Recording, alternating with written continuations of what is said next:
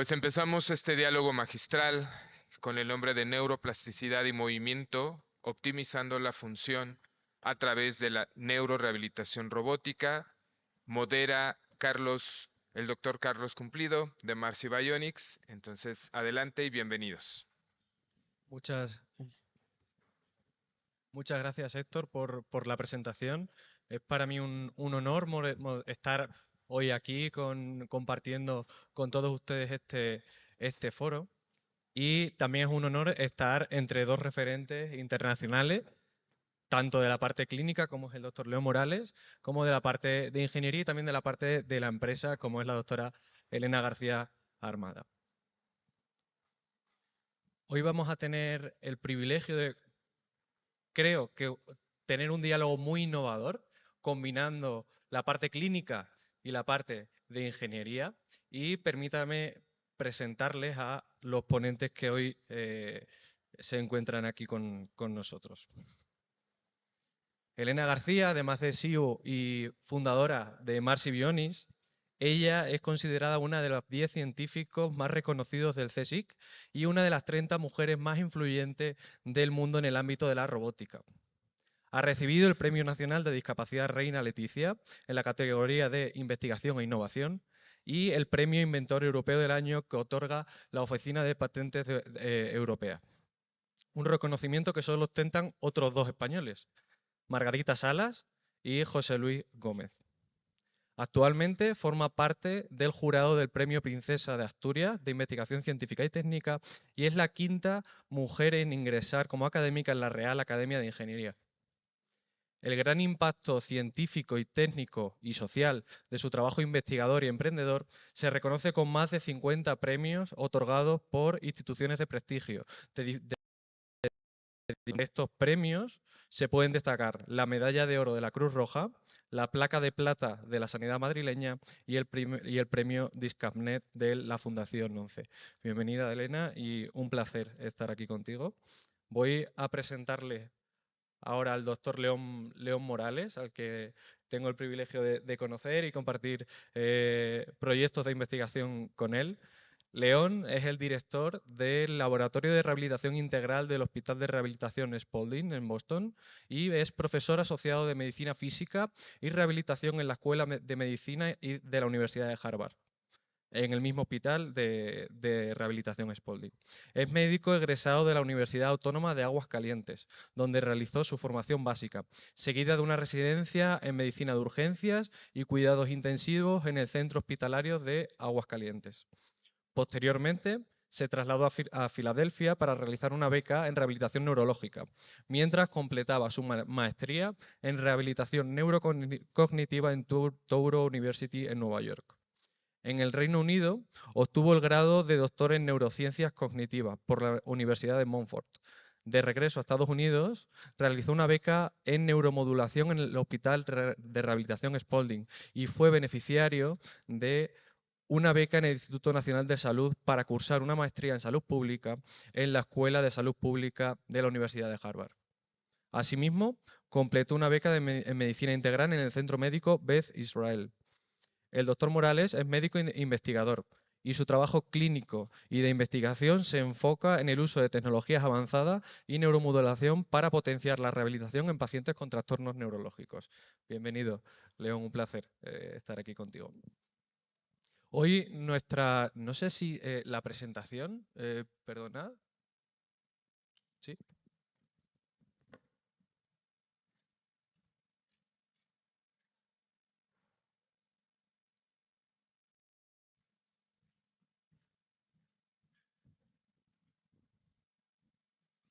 Hoy vamos a hablar de un concepto y de un ámbito que es la neuroplasticidad, de la que todo el mundo habla y a veces algunos desconocemos, tanto de la parte clínica como de la parte de ingeniería, como de la parte, pues bueno, de la sociedad, ¿no? ¿Qué es lo que vamos a ver en este diálogo? En este diálogo vamos a empezar definiendo y conversando. Queremos que sea un diálogo no solo entre nosotros tres, sino queremos invitar a participar al público, que sea dinámico, que sea enriquecedor, e invitamos a cualquiera que quiera conversar con nosotros que levante la mano y se incorpore también al diálogo para hacerlo más dinámico. Vamos a empezar hablando de conceptos básicos. Seguidamente vamos a hablar de los principios y factores de la neuroplasticidad. Luego vamos a ver algunos casos clínicos, vamos a comentarlo y luego vamos a charlar acerca del futuro, ¿no? Tanto de la parte clínica y de la integración con la parte científica de la ingeniería. Para comenzar con el primer concepto, que quería preguntarle al doctor León si nos podía definir y hablar un poco de qué es la neuroplasticidad. Gracias, Elena, Carlos. Un placer a todos estar aquí. Muy orgulloso de estar en mi país, aquí en el centro histórico. Y bueno, el término plasticidad como tal evoca algo que es maleable, algo que cambia su forma, algo que se puede adaptar. Y es un término que se volvió muy popular en el área de las neurociencias hace unos 30 años que en realidad se empezó a entender mejor esto. Sin embargo, en las escuelas de medicina, cuando yo estudiaba, nos decían que una vez que había daño celular a nivel del tejido neuronal, se perdía y ya no había vuelta de hoja. Eso ha cambiado y ahora entendemos que la conectividad, en realidad, la conectividad a nivel central presenta esa maleabilidad, esa adaptabilidad y esa capacidad de reorganización, principalmente cuando se ve expuesta a un daño. Eh, Sin embargo, la neuroplasticidad es un fenómeno natural de todos nosotros.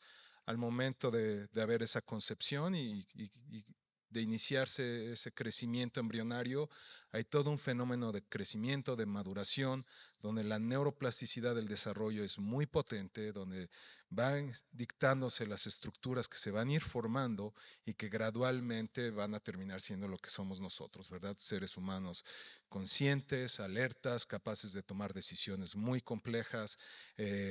Sin embargo, llega un momento en el que si hay algún insulto, algún daño, dependiendo de la intensidad de ese daño o de la gravedad del daño, ciertas estructuras, núcleos celulares, grupos de neuronas empiezan a cambiarse, a modificarse en base a las necesidades, pero también mucho a través del ambiente en el que se le esté exponiendo a ese paciente.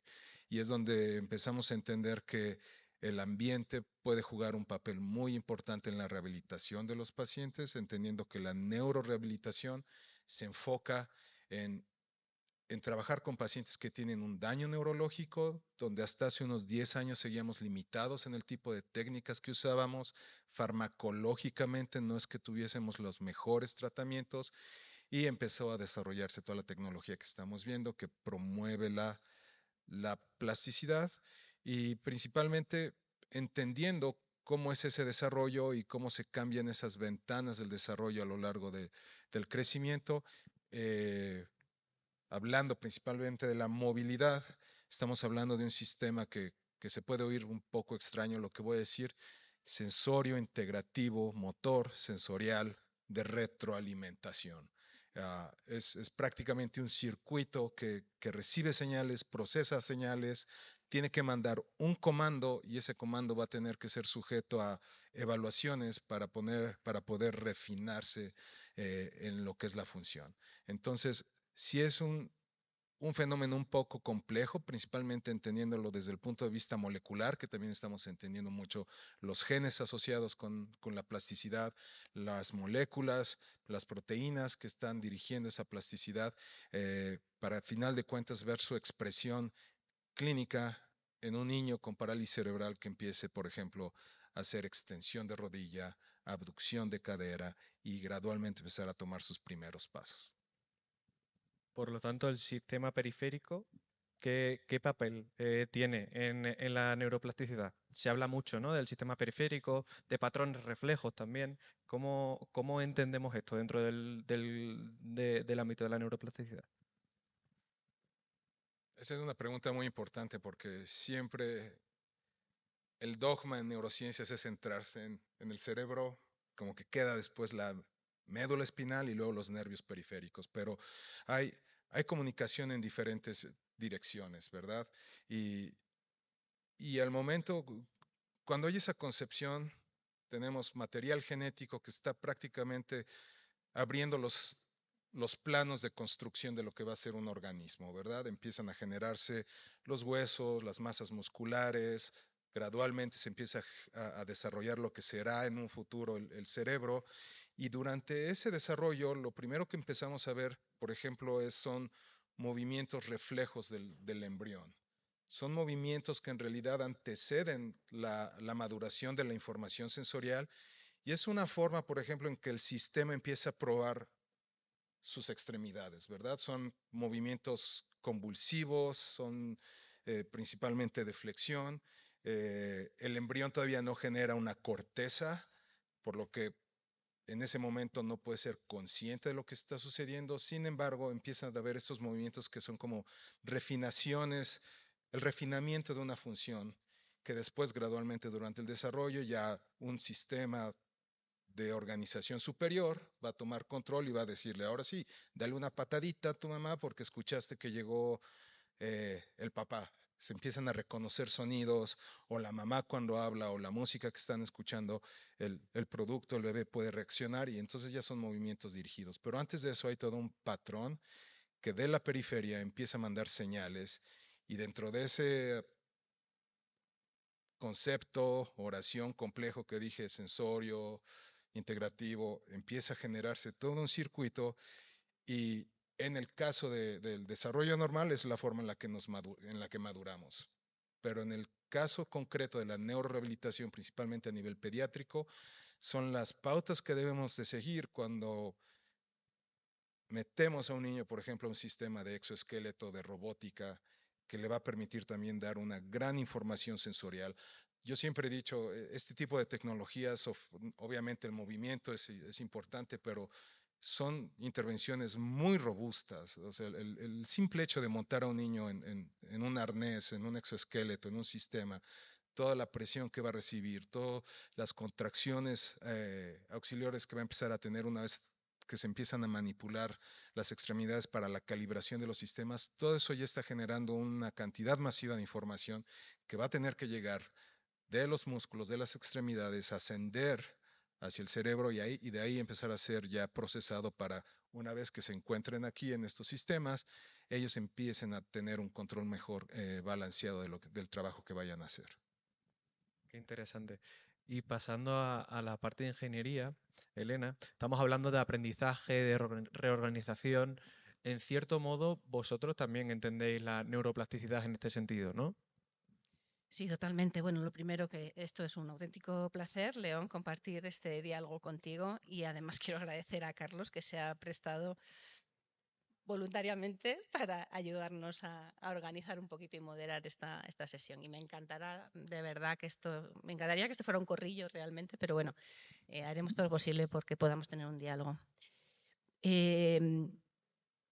Hay un paralelismo increíble, y cuando digo increíble es porque realmente, aunque con el tiempo la investigación ha empezado a ser transdisciplinar y hemos llegado a encontrar esta ruta de investigación en la que colaboramos desde la medicina, la ingeniería y otros muchos campos, lo cierto es que la robótica viene de áreas muy verticales, de ingeniería del control automático, y es curioso el increíble paralelismo que hay, ¿no?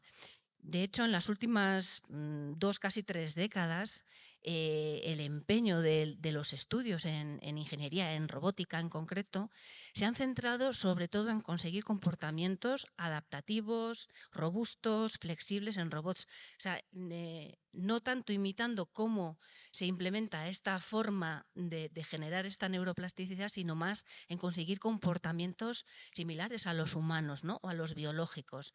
Es decir, si hablamos de la capacidad que tienen ciertos animales cuadrúpedos de adaptarse a terrenos complicados, terrenos con escombros que se mueven, o diferentes tipos de superficies como barro, arena y demás, ¿no? Y pensamos en un robot y decimos, madre mía, qué difícil que un robot pueda tener la capacidad de tener esta adaptación que para nosotros es tan natural. Y esto ha sido, bueno, pues un área de conocimiento en la que yo he estado inmersa durante años y voy a tratar de explicar cómo lo hemos trabajado para que veas hasta qué punto está totalmente conectado con cómo este sistema de retroalimentación, ¿cómo has dicho? Sensoromotor, sensorial. Mm, Exacto. Pues voy a empezar explicando lo que es un robot, ¿no? Que bueno, si nos vamos hay un montón de definiciones de robot y si nos vamos a cualquiera de ellas, por ejemplo, la de la Real Academia Española de la Lengua, pues dice algo así como que el robot es un artilugio o un mecanismo programable capaz de realizar funciones antes reservadas para el ser humano. Pero si apartamos un poco esa definición, lo que realmente distingue un robot de cualquier otra máquina es un trinomio percepción, decisión, acción. Es decir, un robot tiene la capacidad de percibir el entorno. El entorno que puede ser el entorno que le rodea o puede ser su propio interno interior, lo que se llama la propiocepción. Dónde tengo yo mi pie, dónde tengo mi articulación, igual que lo que tú has contado, ¿no? Nosotros tenemos una propiocepción y una percepción del entorno que va a ese sistema de control. Y luego tenemos la decisión, ¿no? La toma de decisión es ese cerebro, es lo más parecido al cerebro en un robot, que es la parte programable que viene en la definición de robot de la RAE. Y ahí es donde se produce ese proceso de control del que vamos a hablar ahora, ¿no? De control del movimiento en el caso de que eso sea lo que haya que trabajar. Y finalmente una acción, es decir, el robot percibe una información sobre el sistema, sobre el entorno, realiza una toma de decisión a partir de esas acciones y eso genera una acción. Voy a realizar una acción. En el caso de un exoesqueleto, la acción de un exoesqueleto se complica un poquito más, porque la acción se convierte en una interacción. Es decir, el propósito de un exoesqueleto es interaccionar con una persona que está. Tanto la percepción como esa toma de decisión, como para poder trabajar con esa interacción. Y eso es lo que se hace a través de un sistema de control, que es el equivalente al sistema de control que tú has estado comentando. Y además es un sistema de control que se diseña de forma jerárquica, donde las capas más internas o más básicas precisamente controlan ese tipo de movimientos reflejos que estabas hablando. Esos movimientos reflejos como cuando apretamos aquí y se levanta la pierna, es decir, no hay ningún proceso de toma de decisión realmente, es simplemente como si conectáramos un cable desde lo que sería el estímulo, lo que se percibe, el estímulo y directamente la acción y nos saltamos esa toma de decisión intermedia.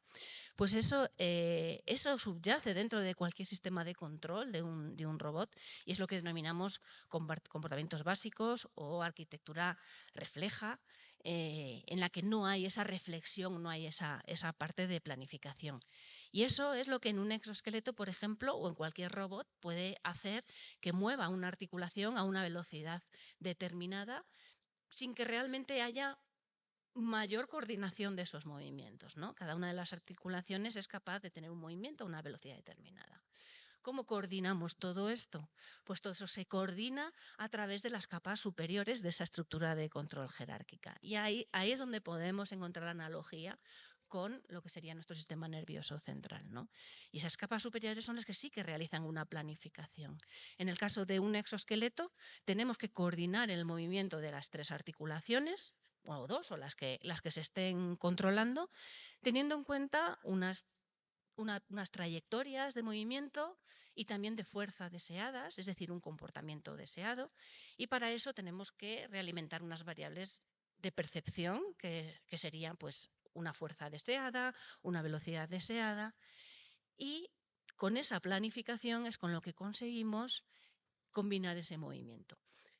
Lo que distingue el exoesqueleto de otros robots es que en esas variables de percepción y en esas de actuación, como digo, hay que tener en cuenta que hay una persona ahí y la interacción con la persona es fundamental en este proceso. Entonces, fíjate hasta qué punto es tremendamente paralelo, a pesar de que los orígenes no estaban bioinspirados realmente. Bueno, sí, la parte de los comportamientos básicos, esa parte refleja, sí que ha tenido luego líneas relacionadas con la robótica inteligente en las que se ha trabajado con una bioinspiración, pero los orígenes de los sistemas de control de robots, desde luego, no estaban bioinspirados. Totalmente, hay mucho paralelismo entre la clínica, la ingeniería, el diseño de estos exoesqueletos. Ambos habláis de la importancia, ¿no?, de un sistema de control central que luego influya sobre todo todas las estructuras, ya sean mecánicas de un exoesqueleto o las estructuras corporales, un enfoque top-down. Pero también estáis hablando de la importancia de las actividades o acciones periféricas, ¿no? ¿Cómo podemos integrar, León, este tipo de mecanismos? Es decir, ¿una neurorehabilitación efectiva es aquella que engloba ambos enfoques? Sí, por supuesto. El rehabilitador, todo el trabajo que se hace de rehabilitación no debe ser segmentario. O sea, en realidad tienes que entender que esa jerarquía que mencionaste dentro de un sistema de control existe también a nivel central. Hay diferentes niveles de procesamiento, hay niveles donde hay refinamiento de movimiento. eh, entonces, si se está trabajando, por ejemplo, en la reeducación o en la rehabilitación de la marcha, se debe entender que hay estimulación sensorial periférica que va a mandar una señal y mucho paciente pediátrico con trastorno neurológico tienen alteraciones sensoriales. Entonces, si olvidamos ese componente, que sería la regulación de abajo hacia arriba o bottom up que decimos, el procesamiento y la respuesta de arriba abajo o top down va a ser deficiente. Eh, Hablando de ese paralelismo y la forma en la que yo me empecé a involucrar más en la neurociencia de las rehabilitaciones, es verlo como conceptos de mecanismos básicos, ¿verdad? Es muy complejo y no podemos decidir, o por ejemplo, hay a nivel cortical, hay lo que se llaman vectores de activación. Si tuviéramos microelectrodos en la corteza cerebral del área motora y estuviéramos registrando la actividad del hombro, la representación del hombro a nivel cortical, empezaríamos a ver cómo hay potenciales que se van a empezar a activar de forma secuencial en la medida en que el hombro se va moviendo.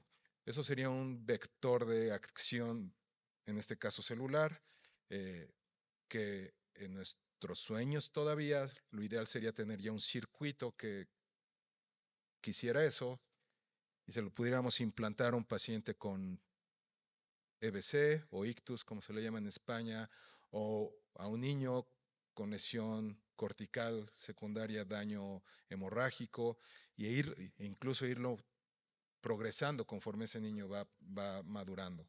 Pero todo es un concepto integral.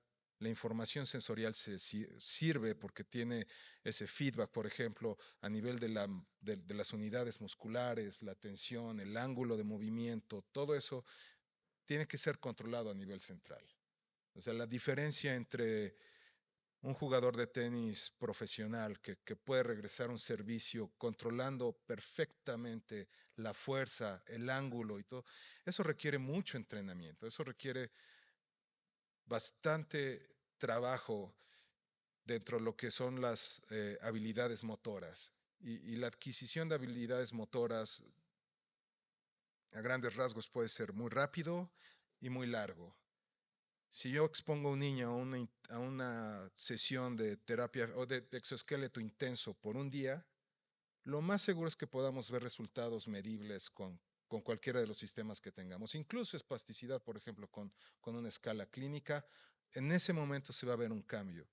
pero la transferencia de esos cambios, algo que va a ser permanente y que pueda utilizarse, por ejemplo, en que ese niño pueda extender mejor la cadera sin necesidad de tener el exoesqueleto, eso ya requiere de un aprendizaje más prolongado y que además va a requerir mucho más procesamiento, y todo eso no puedes quitar la información sensorial de este componente, no puedes quitar todo el bottom up o de abajo hacia arriba, toda la información masiva que está subiendo, que esperemos en un futuro no muy lejano los exoesqueletos también empiecen a proveer, ¿verdad?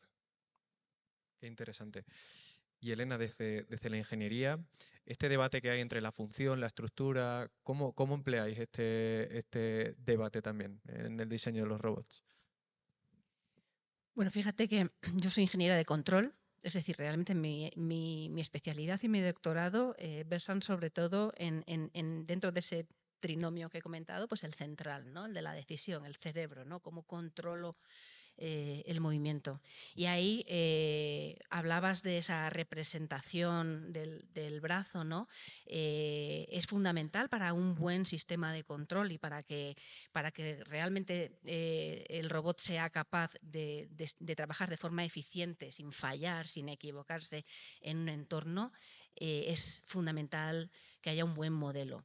Un buen modelo. El modelo dinámico del sistema es algo que al fin y al cabo son ecuaciones matemáticas realmente, es decir, estás modelando el comportamiento de un sistema basándose en las ecuaciones de Newton, de que bueno, pues todo tiene una masa y eso pues, finalmente interviene en el movimiento, ¿no?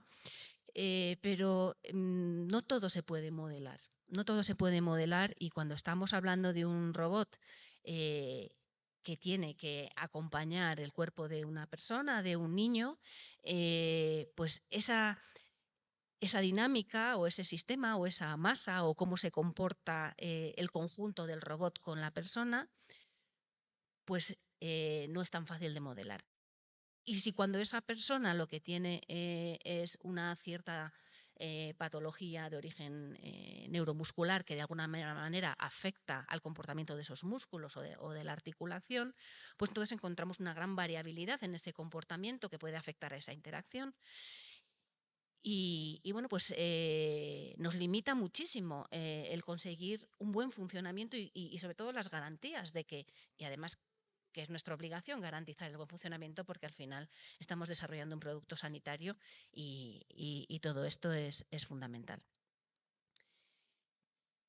Después de recurrir a muchísimas técnicas de control por modelo o de referencia, por ejemplo, en el que bueno, pues nos basamos en un modelo de interacción basándonos en un niño sano y luego pues determinamos ciertas variables de adaptación, como puede ser pues la altura, el peso del niño, si tiene flexos, no tiene flexos, más pues determinadas entradas que conocéis muy bien que se le introducen al exoesqueleto, de manera que eso permiten adaptar ese modelo general de lo que sería esa interacción a pues este niño en particular que está usando el exoesqueleto. Pero aún así, pues hay muchísimas variables dinámicas que no se pueden modelar, como son pues, la espasticidad, las contracturas, es decir, hay una serie de condiciones que hacen muy difícil que tú puedas garantizar que tienes modelado todo lo que va a suceder, ¿no? Y bueno, pues yo llegué a un momento en el que tuve que desviarme de este trabajo a nivel teoría de control y modelado de sistemas para controlar el robot hacia precisamente la parte de acción o de estructura que va en ese trinomio, ¿no? Empecé a centrarme en la importancia que tiene el músculo. El músculo, y ahí sí que trabajé muchísimo en biomimetismo, porque me inspiré muchísimo en el músculo. El músculo tiene un comportamiento muy versátil, es decir, es capaz de generar fuerza, pero al mismo tiempo tiene una cierta elasticidad, permite sostener, acompaña la estructura para dar estabilidad, amortigua movimientos, de manera que evita que se propaguen ciertos esfuerzos por la estructura o por el esqueleto. Al final, ¿qué importancia tiene la estructura a la hora de conseguir el mejor comportamiento? Y es que el sistema de control trabaja sobre un sistema físico Y ese sistema físico, como digo, no se puede modelar completamente, sobre todo en este tipo de aplicaciones, y por tanto tenemos que trabajar a ese nivel, no solo al nivel central, sino al nivel estructural. Y en este caso en concreto hicimos este modelo, implementamos el modelo mecánico del músculo, el modelo de Hill, lo implementamos pues con un elemento que genera fuerza, un elemento elástico, un elemento que amortigua, y todo esto lo conectamos en toda esta cadena que lleva al sistema de control central. Esto ha sido lo que nos ha permitido realmente añadir esa parte de control reflejo, de espasticidades, de movimientos involuntarios, de, bueno, toda esa serie de eventos que no puedes realmente modelar en un sistema de control y que nos ha permitido darle la fiabilidad y la seguridad a un dispositivo sanitario. Y a eso he dedicado pues prácticamente una década de mi trayectoria, a centrarme en la importancia que tiene precisamente la estructura en el comportamiento, en el mejor comportamiento y sobre todo cómo ayudar al sistema de control central para conseguir un movimiento fiable y adaptable. Totalmente, porque sin una buena estructura, los mejores algoritmos de control no creo que funcionasen. No, no funcionan. Vale. No sé si alguien tiene alguna pregunta o quiere interactuar. Seguimos con el diálogo. Ya tenemos un par de preguntas. No sé si hay algún micrófono en la sala.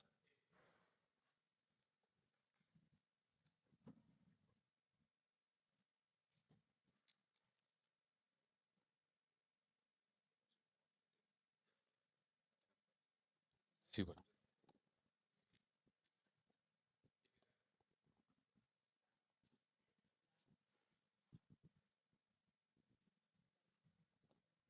Bueno, yo soy Pilar Pérez Arredondo, me dedico a terapia a neurorehabilitación desde hace 40 años. Trabajamos con niños con diferentes tipos de discapacidad, de disfunciones de desarrollo. Primero felicitarlos porque, bueno, obviamente esos cerebros tan maravillosos que tienen ustedes para toda la capacidad que tienen de todo este análisis, ¿no? Y crear la posibilidad en un momento dado de que podamos tener más herramientas de rehabilitación para nuestros niños. A mí me costaba un poco de trabajo entender el exoesqueleto, cómo podía generar a nivel del sistema nervioso central toda esa parte de esos mapeos de aprendizaje neurológico que daban la posibilidad de esta información propioceptiva, que ese tipo de cargas, ¿no? Que en un momento dado recibimos por parte de nuestro cuerpo, por parte de músculo, tendón, articulaciones, que hubiera ese impacto de carga de peso para ese reconocimiento a nivel de estructuras a nivel periférico, ¿no? Nervios periféricos que pasan a médula y médula a cerebro, y toda la organización de ese proceso que tiene que ver con la neurocognición también, y las redes de aprendizaje que en un momento dado te van a generar esos mapeos de aprendizaje motor, ¿no? Y lo que decía ahorita Elena, en toda la parte de la capacidad de, si hablas de un bebé pequeñito que empieces a trabajar con él, la historia de uso de tu estructura ósea, ¿no? Que en un momento dado estás dando la oportunidad de que esos niños tengan mejor alineamiento de carga, no haya tantas deformidades, evitar en un momento dado todo ese tipo de contracturas y alteraciones que se provocan por una hipertonía o probablemente por alteraciones de esa influencia tónica en ciertos reflejos neurológicos que te provocan esas alteraciones, ¿no? Y toda la parte sensorial, que ahora es un tema muy interesante de entender cómo en un momento dado el que tú facilites esa capacidad del niño para generar movimiento en forma espontánea, pueda conectar a nivel neurológico ese aprendizaje motor, y que toda esa base del entorno que tiene que ver con la capacidad del niño de poderse desplazar y poder tener mayor posibilidad de tener un registro visual, un registro auditivo, un registro de ese ambiente que en un momento dado va a nutrir ese cerebro para darte mayor posibilidad de esas herramientas que te van a dar la posibilidad de tener un desarrollo más armónico, ¿no? Aquí sería, no sé, y yo sé que ustedes lo han investigado muchísimo, la base que en un momento dado puede generar mayor productividad de este tipo de ayudas hablar de la nutrición, por ejemplo, porque puedes tener un niño en un aparato o puedes tener un niño en rehabilitación y probablemente no tiene una nutrición que te permita nutrir ese músculo, ¿no? A nivel de proteínas y demás, que pueden favorecer en un momento dado y sumar esos beneficios que te van a dar para el desarrollo de los niños. Me quiero meter un poquito más. Yo soy de la escuela vieja en toda la parte de BOBA, toda la parte de ahora la terapia de integración sensorial y ahora está generándose toda esta parte de la rehabilitación que tiene que ver con el movimiento, que como el movimiento es la base para que todo este sistema nervioso se organice y el entorno que en un momento dado nos va a sumar la familia, el centro de rehabilitación, la escuela y la posibilidad de que tú le des al niño más herramientas para desarrollarse, ¿no? Entonces, mil gracias. Nos abre nuevos panoramas para ayudar a nuestros niños y a las familias para que tengamos más posibilidad de inclusión con nuestros niños y que ellos puedan disfrutar la vida de una manera diferente. Gracias. Muchas gracias. Muy interesante tu reflexión y es algo que además compartimos totalmente. Vamos a proseguir con la charla porque vamos un poco ajustados de tiempo y intentamos tener luego un espacio para preguntas. León, quería preguntarte, hablamos de neuroplasticidad, pero ¿cómo podemos evaluarla? ¿Cuáles son las herramientas de evaluación más utilizadas a día de hoy? Sí, ¿verdad? Es el santo grial, porque antes nos basábamos mucho en escalas clínicas, en evaluaciones clínicas que siempre eran sujetas al sesgo del operario, del clínico que tomaba esa medición. Actualmente, pues ya contamos con estudios de imagen, estudios de neurofisiología, eh, de estudios antiguos y básicos como es la electroencefalografía, está tomando toda una perspectiva diferente con lo que es el análisis de la señal avanzada. Ya estamos viendo patrones de comunicación, procesamiento de información, valores básicos como poder espectral de diferentes áreas que podemos utilizar como marcadores surrogables de neuroplasticidad.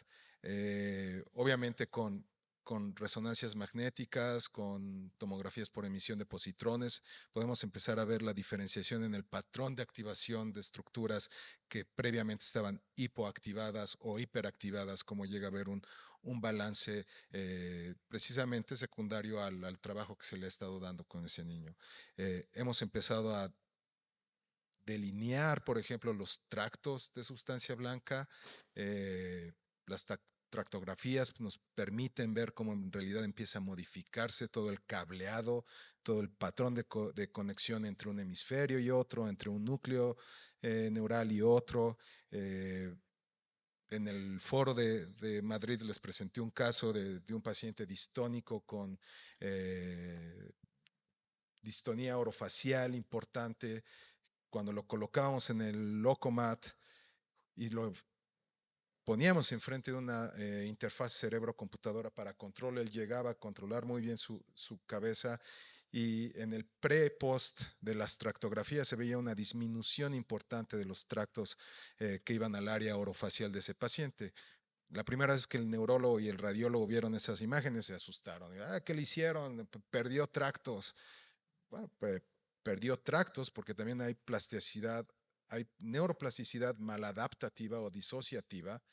Ese es el lado oscuro de la plasticidad que también tenemos que saber está ahí presente y que tenemos que evitar. Y es una forma que podemos medir desde el punto de vista de la neurofisiología y hablando de la importancia de la combinación sensorial de estímulos. Yo puedo estimular de forma periférica un nervio, en este caso el nervio mediano, le puedo dar un toque eléctrico, darle un periodo de retraso en milisegundos y después darle un pulso electromagnético a la corteza motora y la sumación de esos potenciales a nivel central va a generar un potencial de mayor acción. Eso fue la primera vez que pudimos medir. En estudios de neurofisiología, pues se mide el tiempo, qué tan pronto ocurre el fenómeno, el voltaje de la señal, qué tan intensa la señal es, y veíamos que en realidad había una potenciación de la plasticidad cuando incluías un estímulo periférico seguido de un estímulo central. Y el nombre de ese examen que se hace es Pair Associative Stimulation o PAS, o estimulación pareada asociativa, que te da ese fenómeno de plasticidad inmediata, ¿verdad? O sea, ves que ese circuito, ese tracto córtico piramidal en realidad está siendo modificado por un periodo de tiempo muy corto, ¿verdad? Eso sería el primer fenómeno que observamos como resultado de la estimulación, pero eso se tiene que repetir sobre el tiempo para que haya una consolidación. Entonces, afortunadamente ya hay tecnología que nos permite ver ese tipo de cambios, y lo más importante es tomar esas señales para para tratar de controlar los exoesqueletos. O sea, ya lo que sería una interfaz es cerebro, exoesqueleto, cuerpo, computadora, ¿verdad? Totalmente, y en eso estamos empezando a trabajar, ¿no? Además, junto con APAC y junto con el Hospital Infantil Niño Jesús en España, estamos empezando a trabajar en ese tipo de proyectos en el que también estás involucrado. Esperemos en 2 años presentemos los resultados. Eso, en el siguiente foro hablaremos de ello. Tenía alguna pregunta más, pero quiero acelerar un poco porque tenemos 4 bloques y perfecto. Vamos a ver cuáles son los principios de la neuroplasticidad. Vamos a detenernos en unos pocos. Aquí tenemos 10 principios que fueron descritos por Kleeman Jones en 2008 y quiero que nos detengamos en el principio de edad. León, ¿nos podemos definirlo? Por cuestiones de tiempo, lo más pronto posible mejor. O sea, ah, la atención temprana en realidad, yo clínicamente empecé a ver niños con este tipo de afectaciones hace 25 años. Ha sido, ha sido un cambio dramático los niños que veía hace 25 años a los niños que estamos evaluando actualmente. O sea, ya se ve un cambio importante en la presentación clínica, gracias al trabajo de los terapeutas, de las familias, de las instituciones.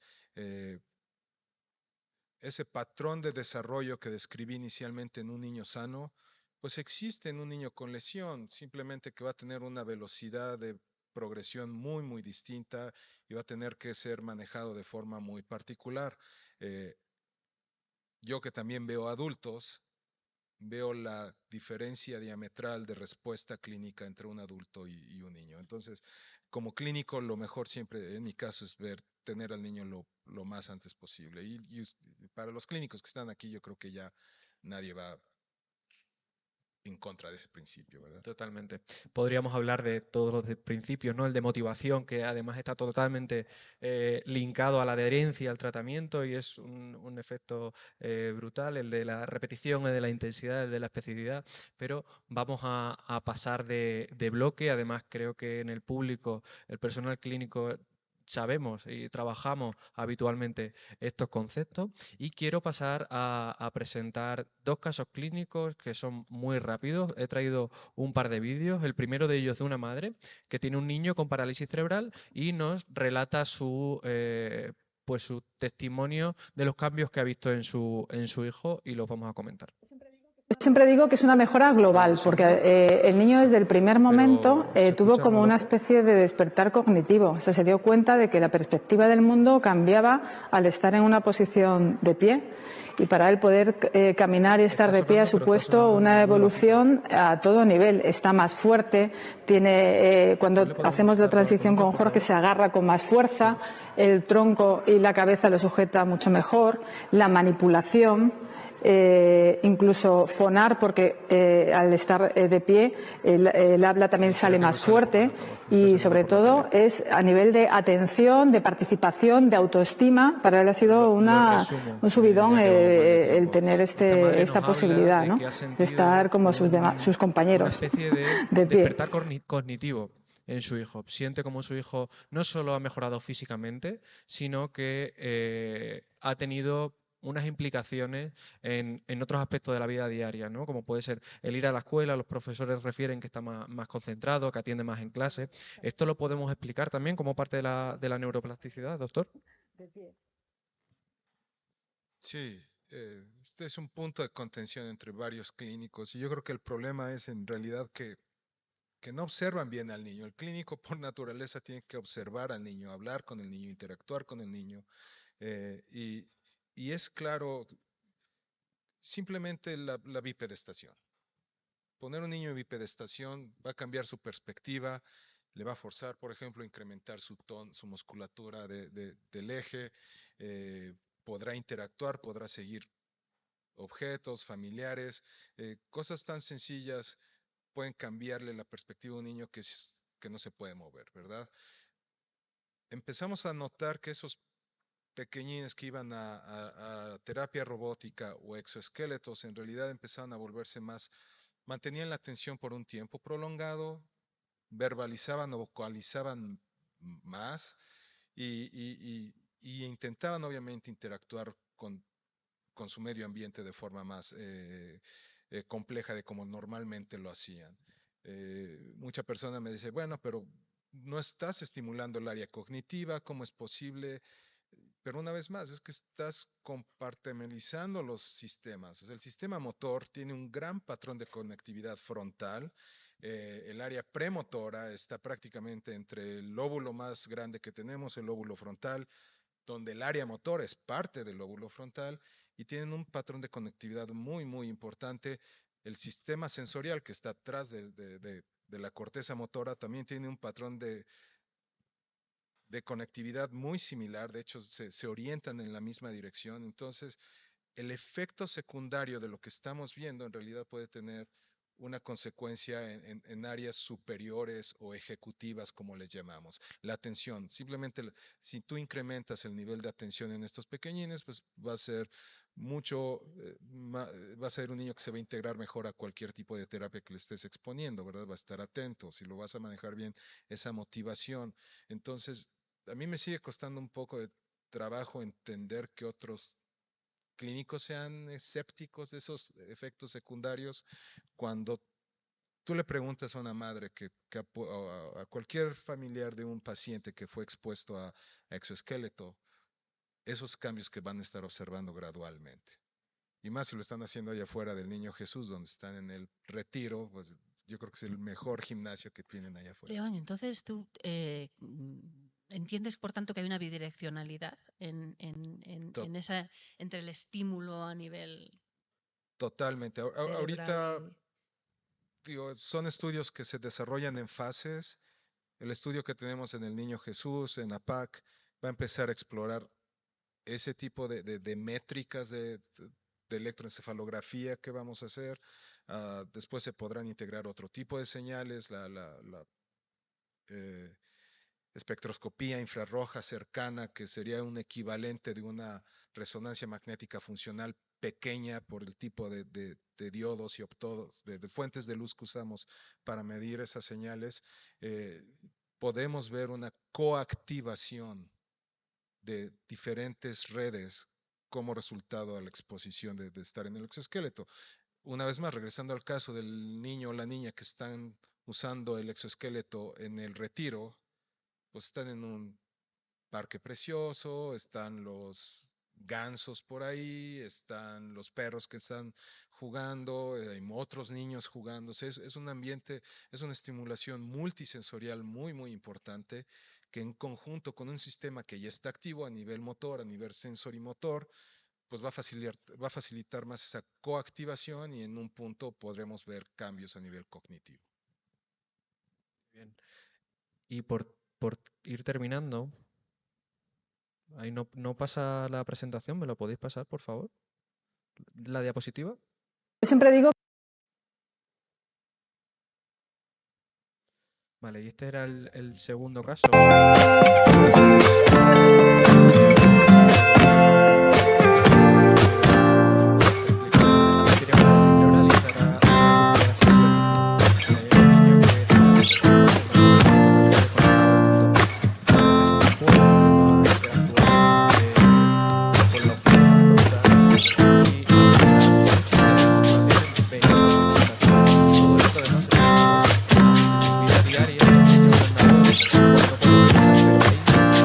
Vemos como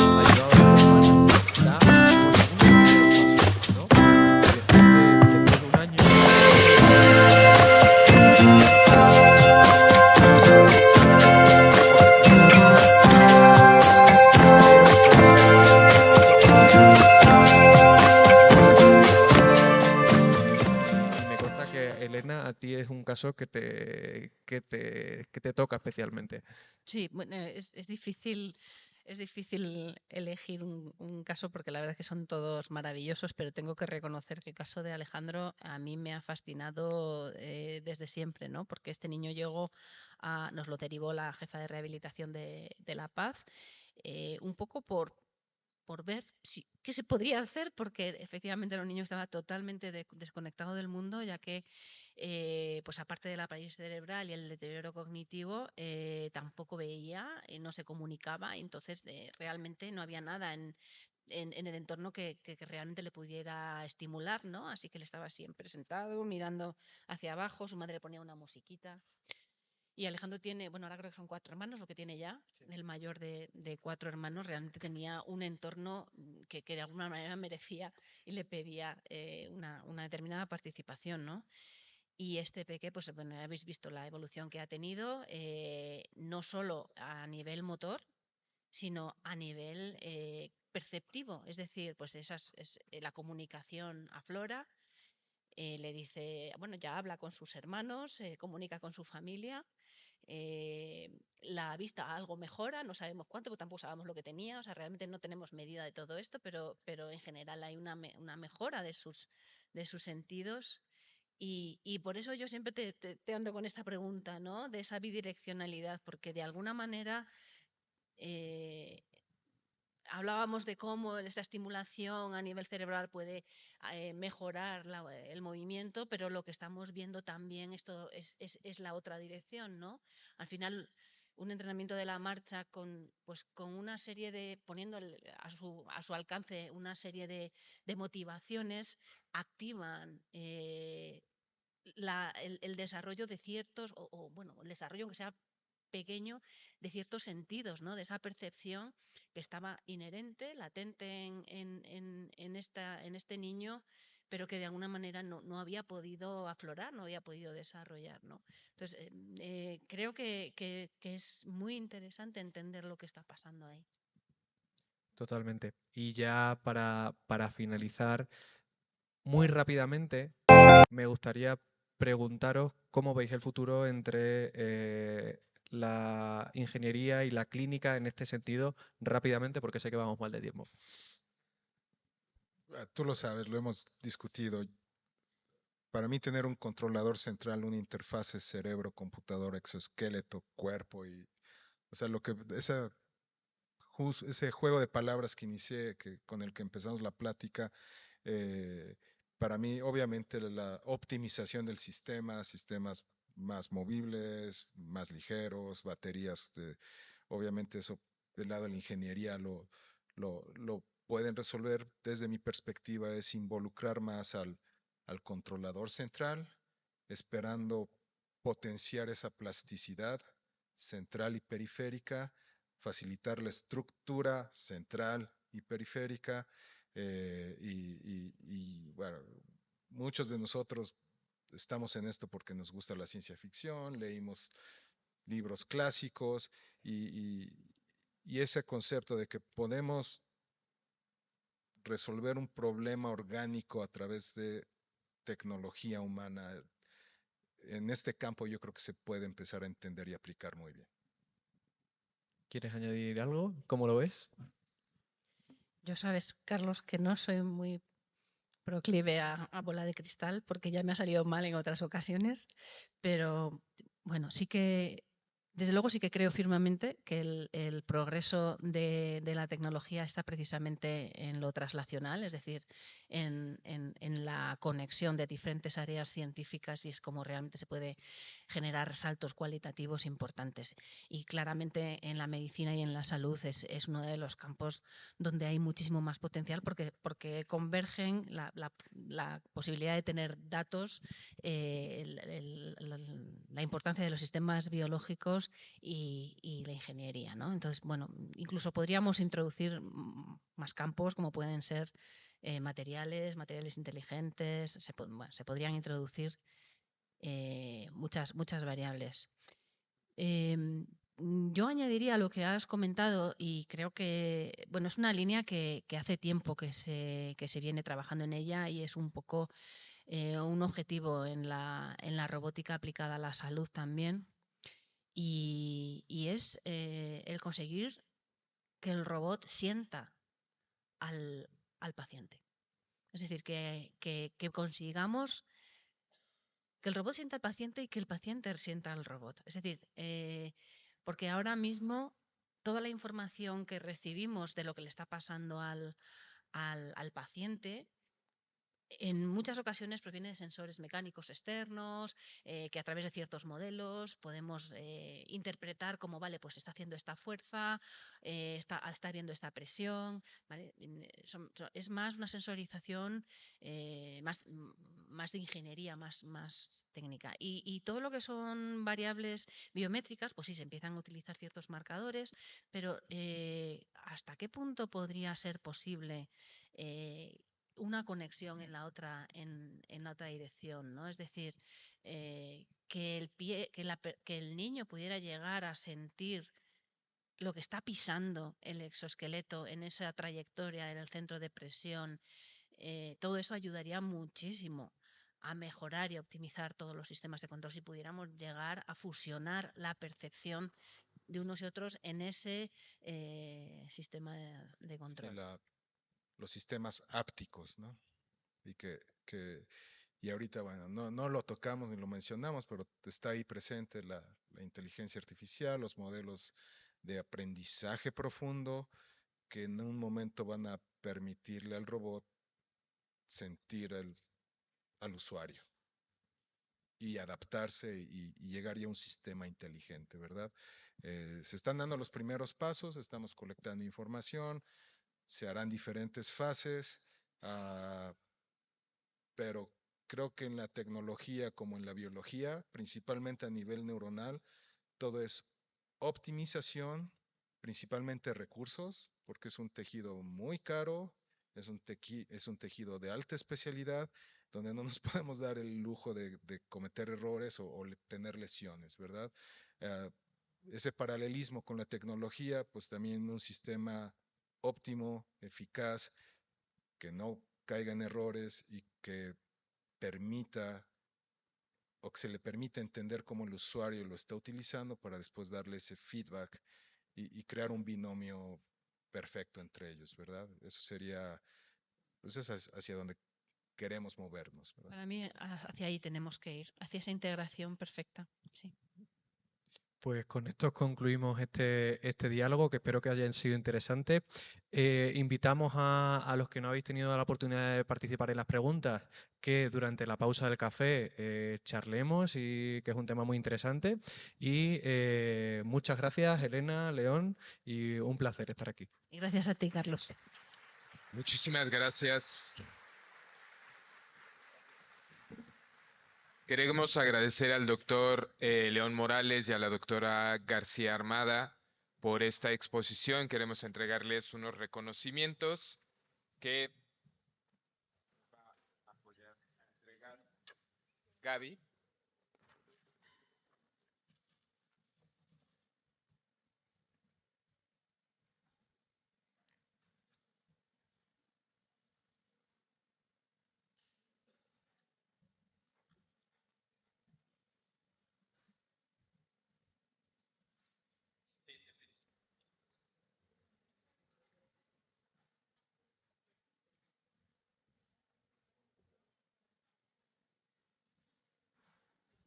Y si nos apoyan para tomar una foto, por favor. Y vamos pidiendo al doctor Ignacio Martínez Caballeros, se va acercando y creo que van a hacer algún acomodo de... Sí. Un minutito. Le van a... ¿Quieres? O micrófono.